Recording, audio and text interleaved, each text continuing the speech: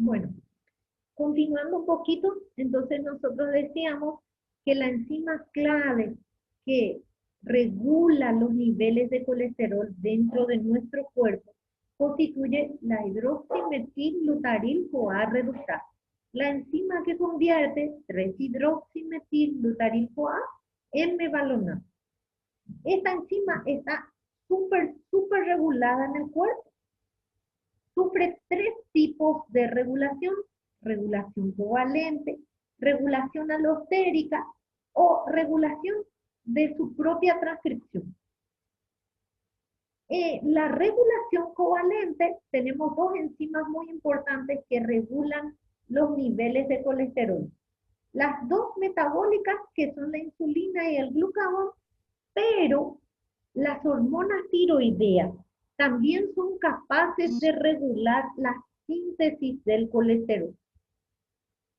También, ojo con eso, son capaces de regular la síntesis del colesterol. En un hipotiroidismo hay elevación de los niveles de colesterol.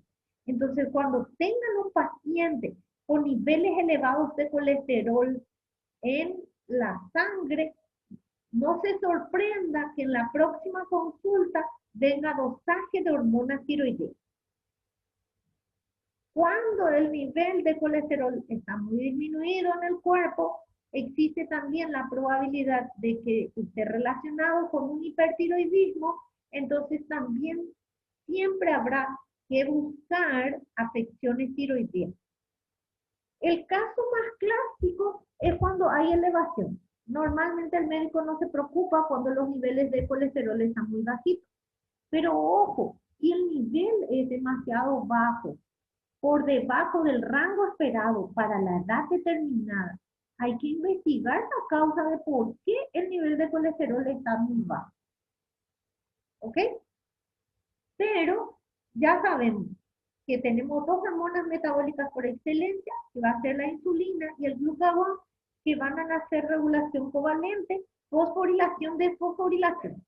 Y la regulación alostérica, cuando el metabolito se une a la enzima, produce un cambio dentro de su estructura y bloquea su actividad. Los medicamentos, la familia de las vastatinas que mencionamos hace rato, realizan regulación alostérica.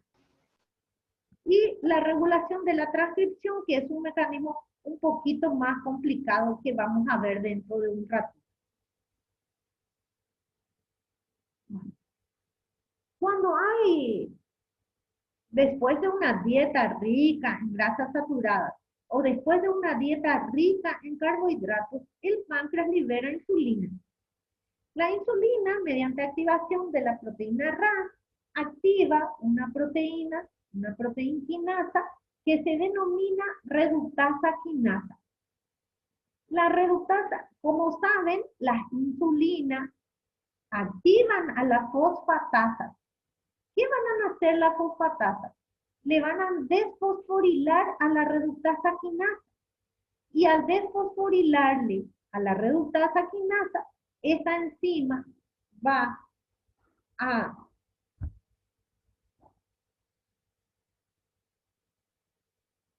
activar a la hidroximetilglutaryl-CoA reductasa, y de esta forma, al quedarse activada la misma, va a aumentar la síntesis del colesterol, aumentando la síntesis del mevalonate.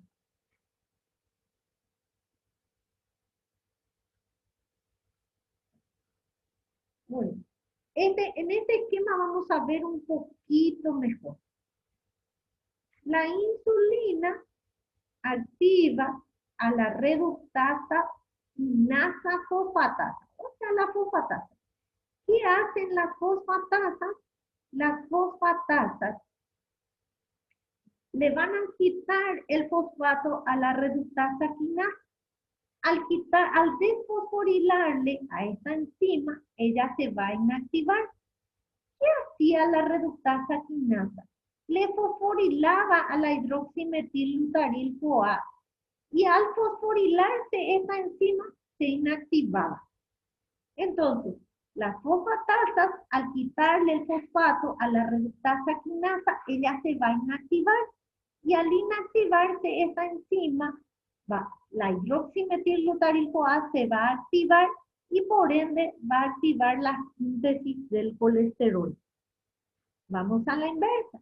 El glutagón va a activar a la reductasa quinasa. ¿Qué va a hacer esta enzima? Le va a fosforilar a la reductasa quinasa. La reductasa fosforilada va a fosforilarle a la hidroximetilglutarilco-A reductasa. Y al fosforilarle esta enzima, ella se va a inactivar. Al inactivarle a la hidroximetilglutarilco-A reductasa, va a disminuir la síntesis del colesterol. Por lo tanto, la regulación se hace por fosforilación, desfosforilación. Repito de vuelta. La insulina activa a la reductasa quinasa fosfatasa. ¿Qué hace esta enzima? Le quita el fosfato a la reductasa quinasa. Al quitarle el fosfato, la enzima se inactiva. ¿Qué hacía esta enzima? Le cargaba un fosfato a la hidroximetilglutarilco-A reductasa y la inactivaba. Como ahora ya no va a ser capaz de cargarle el fosfato, se va a activar la hidroximetilglutarilco-A reductasa y por ende va a activarse la síntesis del colesterol. El glucagón activa la quinasa. ¿Qué hace la quinasa? Le fosforila la reductasa quinasa. Al fosforilarse, ella se activa, le fosforila a la hidroximetilglutarilco-A reductasa y esta al fosforilarse se inactiva, inactivando la síntesis del colesterol. En condiciones de hipoglicemia, el colesterol libera glucagón, se activa adenilato ciclasa, aumenta AMP cíclico, el aumento de AMP cíclico activa la función quinasa de la reductasa, se fosforila la hidroximetil-CoA reductasa, por lo tanto se inhibe y al inhibirse esta enzima disminuye la síntesis del colesterol.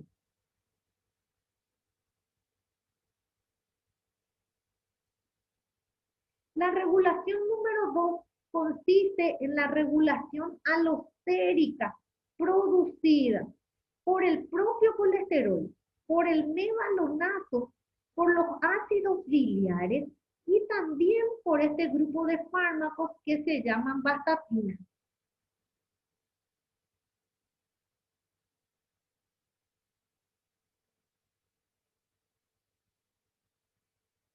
Acetil-CoA va a generar hidroximetil-butaril-CoA. La conversión de hidroximetil a mevalonato es catalizado por la hidroximetil-butaril-CoA reductasa. El mevalonato es capaz de inhibirle a la enzima, por lo tanto, hace feedback negativo. El mevalonato, por múltiples reacciones, produce colesterol y el colesterol es capaz de unirse a la propia enzima, producir un cambio en su estructura y bloquearla. El colesterol también puede realizar otras inhibiciones alostéricas.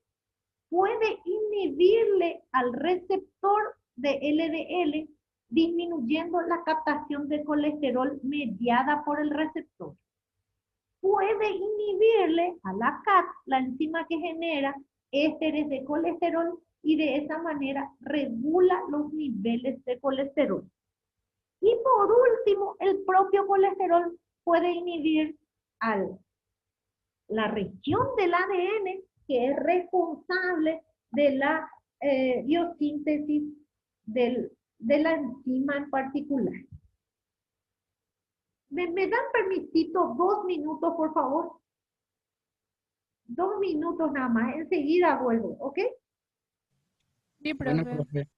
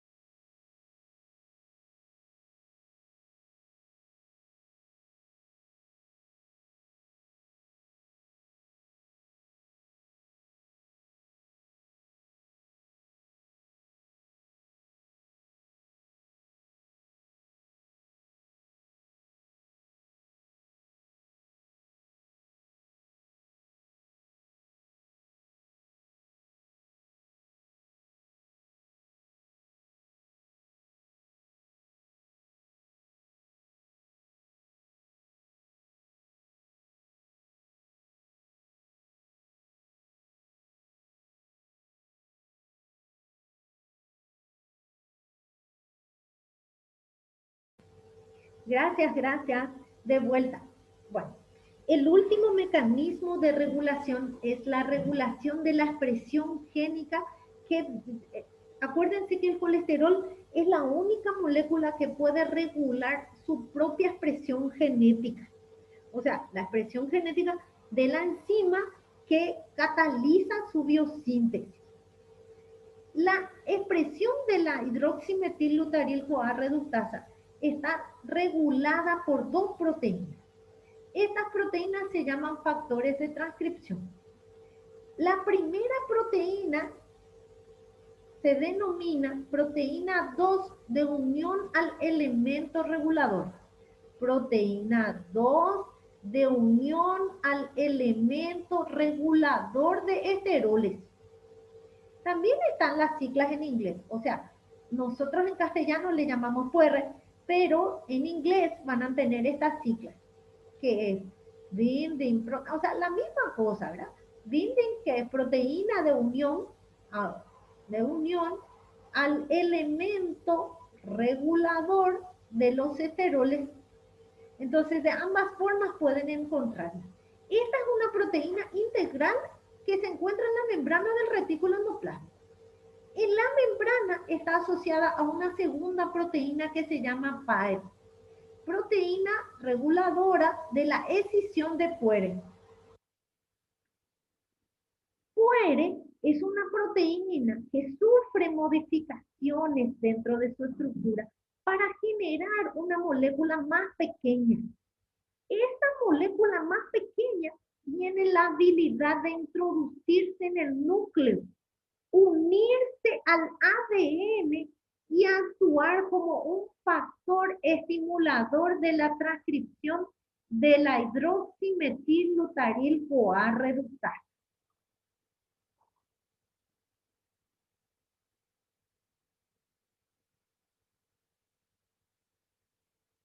Bueno, ¿cómo ocurre la expresión genética? Fíjate, primera condición, cuando la cantidad de colesterol en el interior de las células está baja. Entonces, QR, PAE, se unen entre sí, se desplazan del retículo, hay una escisión de un fragmento de la membrana del retículo endoplásmico y estas dos proteínas migran al aparato de Golgi. En la membrana del aparato de Golgi sufren hidrólisis por dos proteasas, la proteasa 1 y la proteasa 2, y genera un fragmento más pequeño que es capaz de entrar al núcleo. En el núcleo se une a una región del ADN que se llama elemento de respuesta al esteroide. Al unirse a este fragmento, activan la transcripción del gen de la hidroximetilglutarilcoa reductasa y al aumentar la cantidad de la enzima, aumenta la síntesis del colesterol.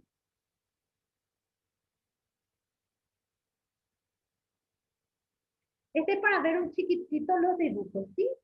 Esto no es ni más ni menos que PAEP, solamente que las siglas en inglés. Entonces, este es QR. QR está asociado a PAEP en una región determinada de unión. Este complejo se encuentra en el retículo endoplásmico, salen del retículo endoplásmico, se van al aparato de Golgi.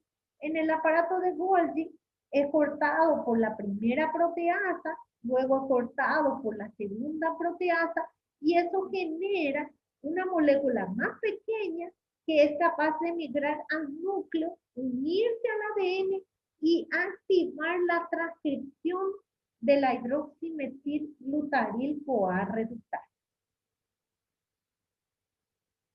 Ahora, opción número 2. Si el colesterol abunda en el interior de las células. Cuando el colesterol abunda en el interior de las células, el colesterol se une a PAR. Entonces, ¿qué ocurre? PAR no puede unirse a QR. En este caso, QR se une a otra proteína de membrana que se llama insulina. Genes inducidos por la insulina. Estas proteínas son proteínas que derivan de los genes inducidos por la insulina. ¿Qué ocurre? QR y PAE se quedan en el retículo endoplásmico rugoso. No hay activación de QR, como no hay activación de QR, no se genera el fragmento que pueda ingresar en el núcleo para activar la síntesis de la hidroximetilbutaril-CoA reductasa. Y por ende, de esa forma, disminuye el colesterol intracelular.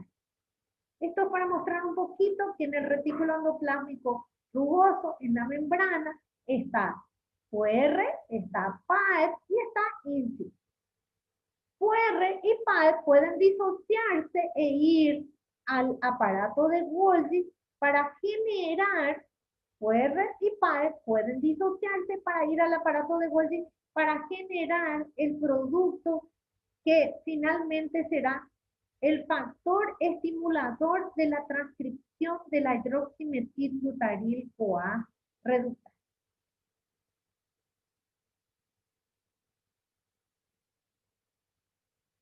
Este es otro dibujito que más o menos explica lo que dijimos.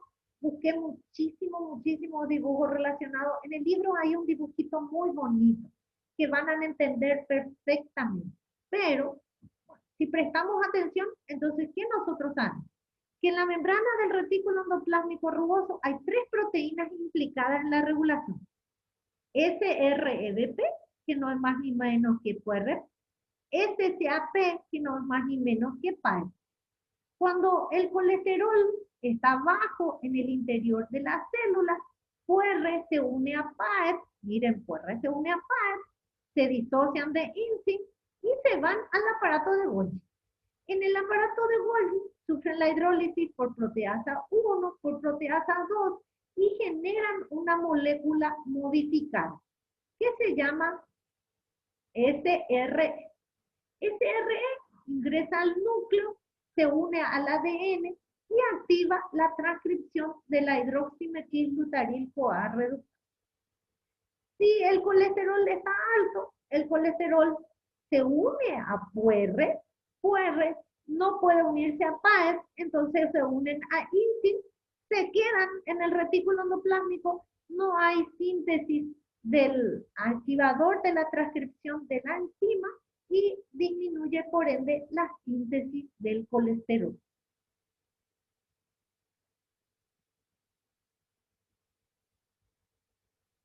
Bueno, muy bien. Cuando tenemos exceso de colesterol en el cuerpo, a eso lo llamamos hipercolesterolemia. Existen un grupo grande de hipercolesterolemia que ya habíamos visto el semestre pasado. De igual manera, puse al final de estas diapositivas todas las hipercolesterolemias que se conocen porque les va a servir muchísimo para clínica, para bioquímica clínica 1 o 2 tal vez. ¿Cuál es la mejor manera de regular la ingesta del colesterol? O sea, la producción del colesterol.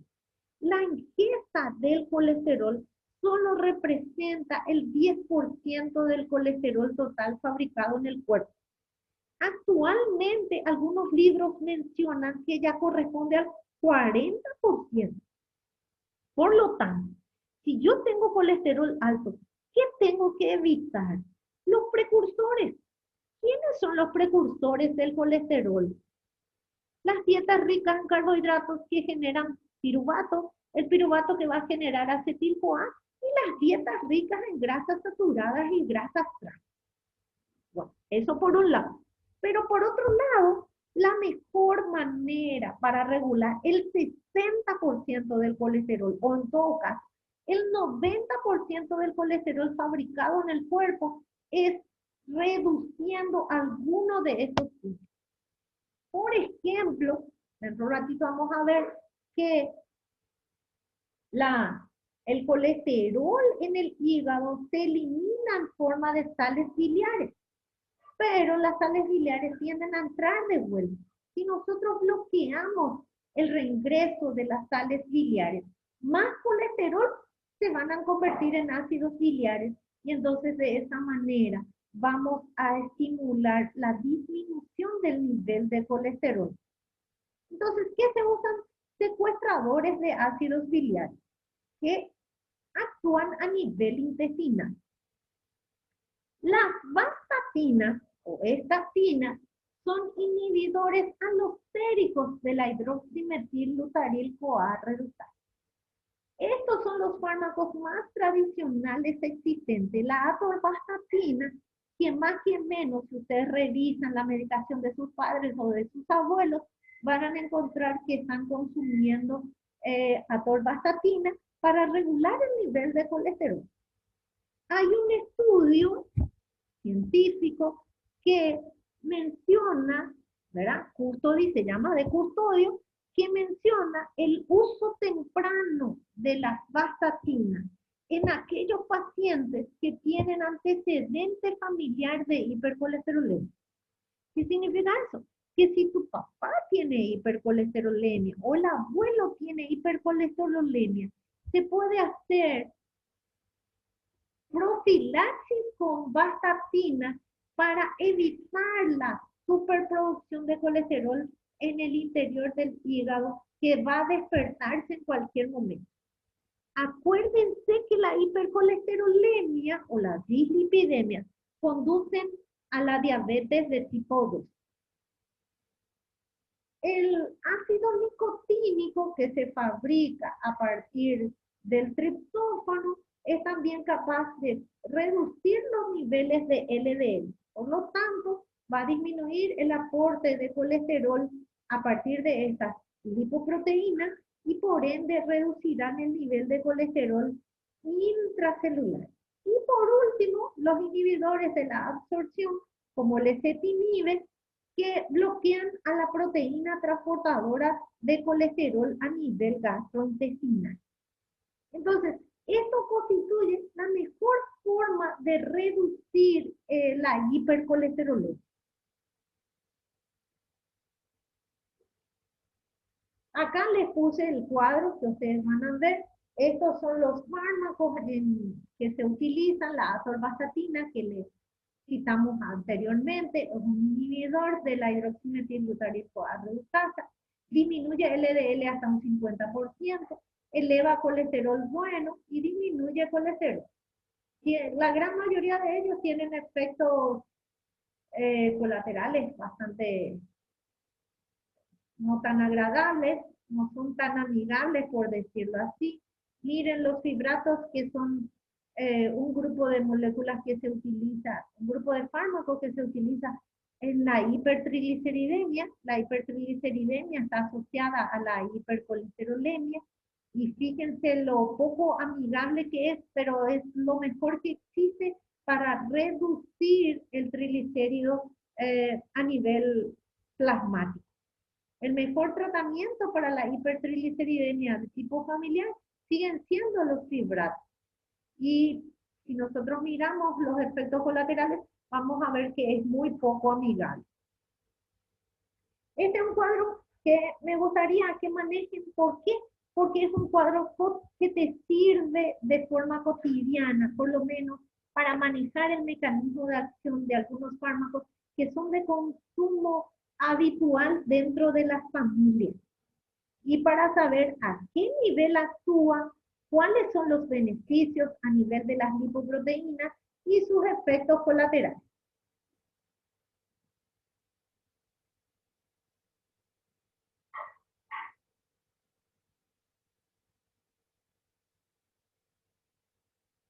Bueno, ya sabemos que el efecto fatal de la elevación del LDL a nivel plasmático es la producción de la arteriosclerosis.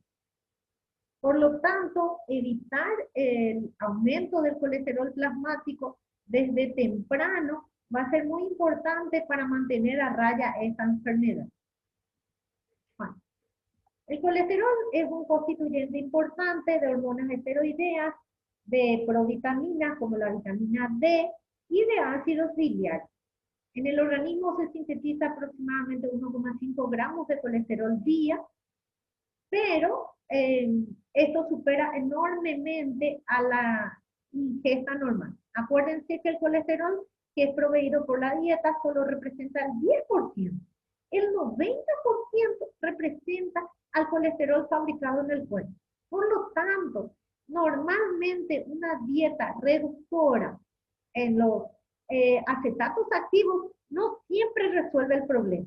Por lo tanto, la medicación sigue siendo hasta ahora la forma más eficiente para reducir el nivel de colesterol intracelular. Ojo con eso. Lastimosamente, la utilización de estos fármacos constituyen la forma más efectiva para mantener a raya el nivel plasmático. No tenemos ningún sistema enzimático que degrade el colesterol o que lo convierta a formas accesibles energéticamente hablando. Por lo tanto, perdemos colesterol por las heces en forma de ácidos biliares. Diariamente se excretan 500 miligramos de colesterol en forma de sales biliares, pero lo que verdaderamente termina eliminado por las heces solamente es 200 miligramos. Y esto constituye aproximadamente el 40% de la cantidad del colesterol total excretado por las heces.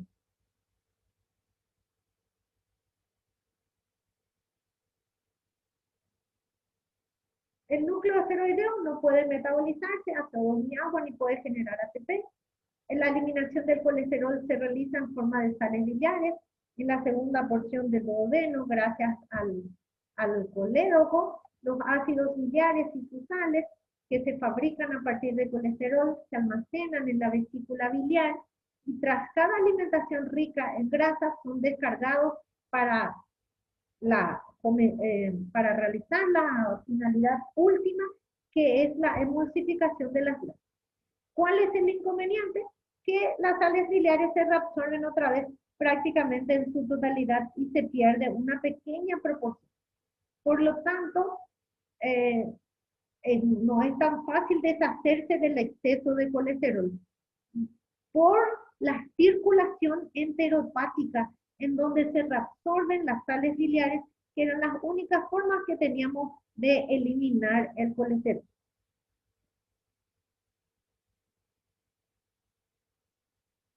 Bueno, destinos del colesterol.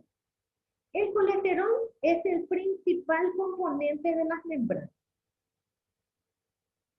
Puede sufrir ciertos metabolismos para eliminarse prácticamente tal cual. Una de ellas es su conversión a dihidrocolesterol, la otra es convertido a ácidos biliares.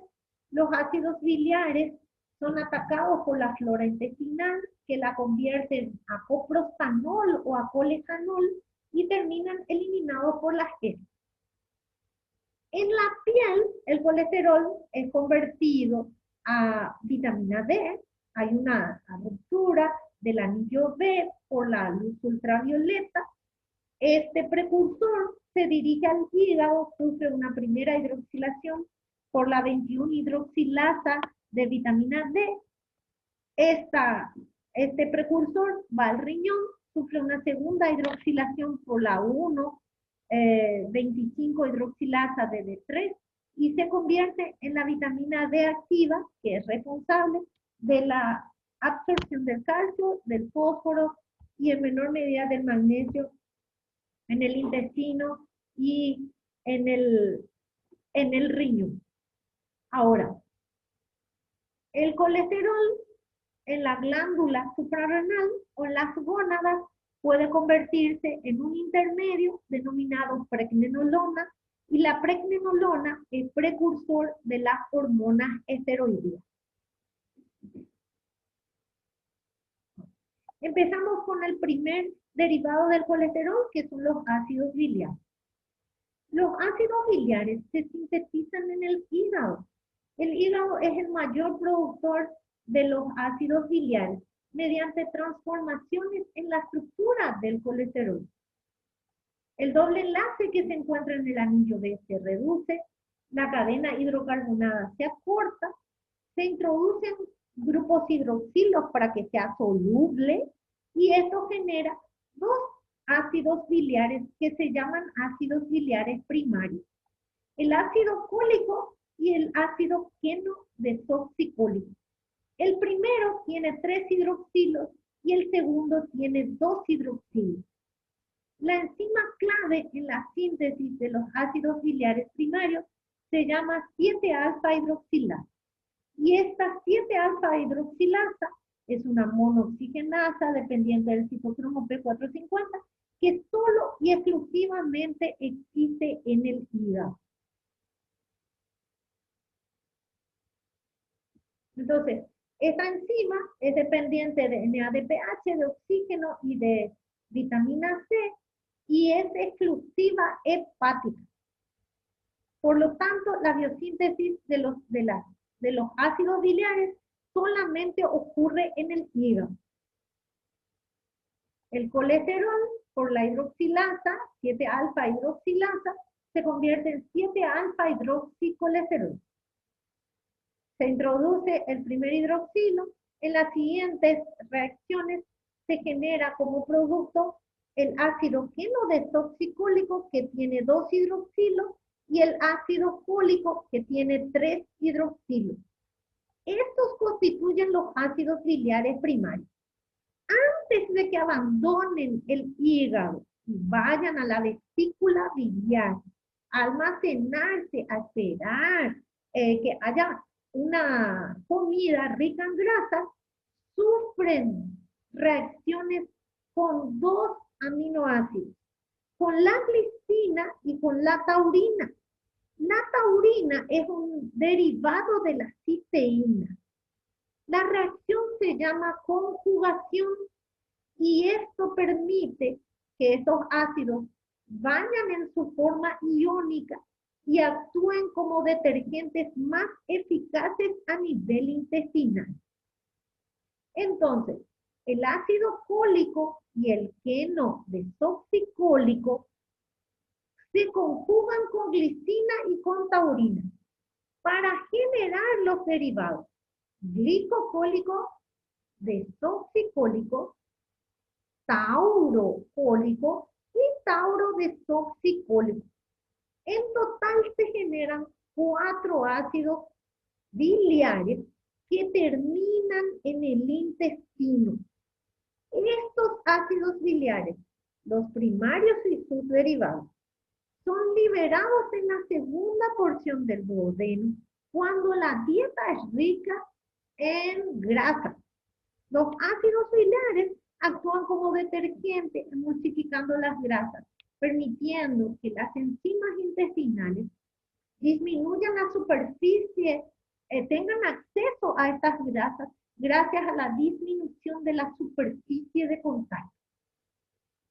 Pero, en el intestino, las enzimas intestinales desconjugan los ácidos biliares, eliminan el hidroxilo del carbono 7 y forman ácidos biliares secundarios, que serían ácido desoxicólico y el ácido litofólico.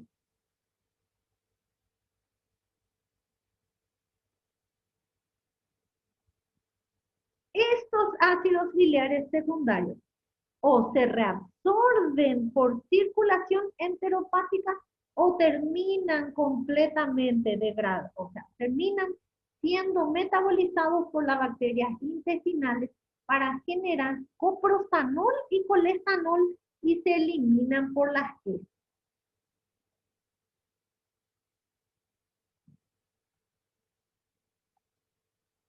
El término sales biliares se debe a que las formas conjugadas se encuentran formando parte o reaccionando con sodio para formar sal, de ahí el término de sales biliares. Y como tienen un pH en el cual actúan